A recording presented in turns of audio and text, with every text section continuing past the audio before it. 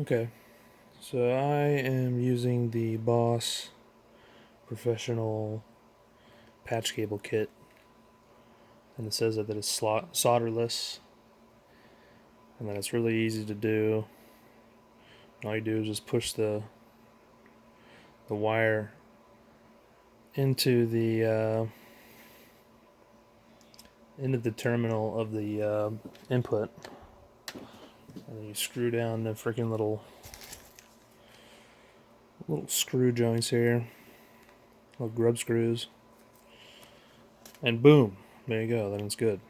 But I've had a different experience with this, and I've been jacking my fingers up, just dealing with all this small crap.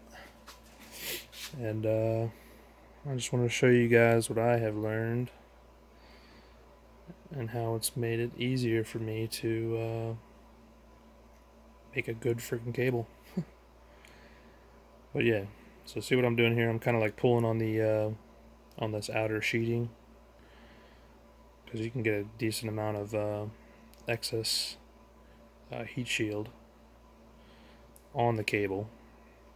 So I'm pulling it tight. I've already gotten this side done, but I'll show you what I did. So yeah, pull it to where you can get the slack out, and then I've been taking a X-Acto blade and just cutting that joint straight, man. Get it as sharp and as straight as you can. Don't use pliers, don't use wire cutters, don't use strippers, don't use any of that shit, man. I tried it all. It doesn't work. So, get the end like this. So it's like, decently straight. A little bit of grounding, but whatever. Let's see if we can trim that out.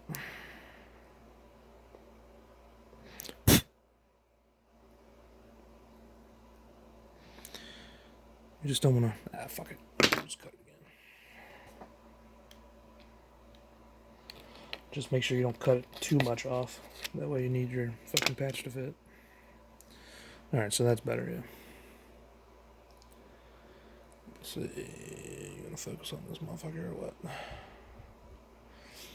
Okay, see? Everything's separated. The outside ground and the signal positive on the inside. So it's flat. So what you're going to do is make sure that you know which way your cable is going into your patch. And we're going to take one of these. What I'm going to do is double check. So I'm working on this. So this is going to be going into a chorus ensemble, into an equalizer on my preamp effects. And so we're going to want it like that, because it's going to bend at a 90 going into the output, or the output going into the input of the chorus. So that should be good. Alright. So I'll know that I want this side where the 90 is. Let's see where the 90 is. You can bend that 90 and go straight. And then this one is going to go straight into the equalizer, the G equalizer. But the grub screw is on that side. So what I'm going to want to do is I'm going to rotate this 90 180 degrees.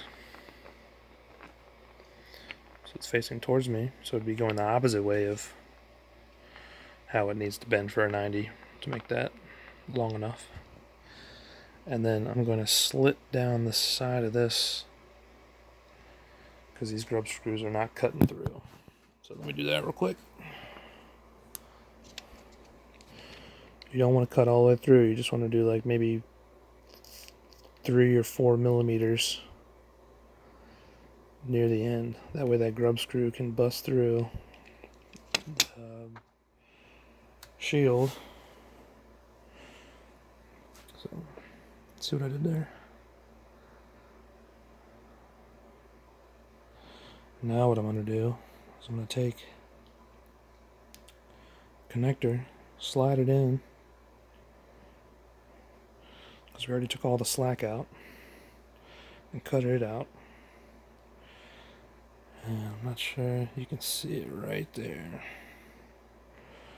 It's the cut that we made, which is going to make it easier for that grub screw to cut through the heat shielding. I'm going to drop that grub screw in there.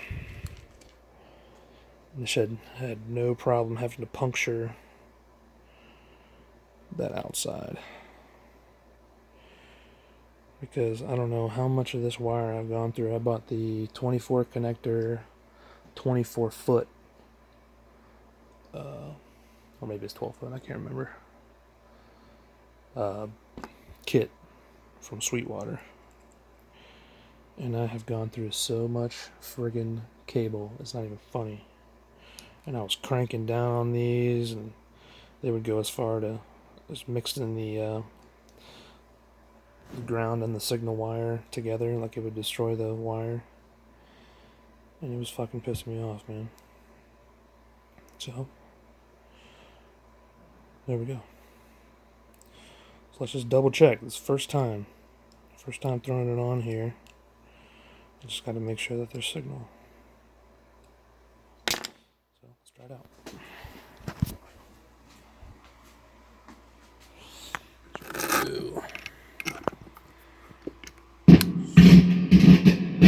See, already I can tell. It's hooked up to my amp.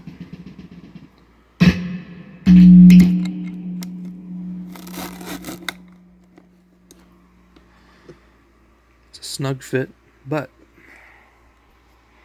it freaking works, which is awesome.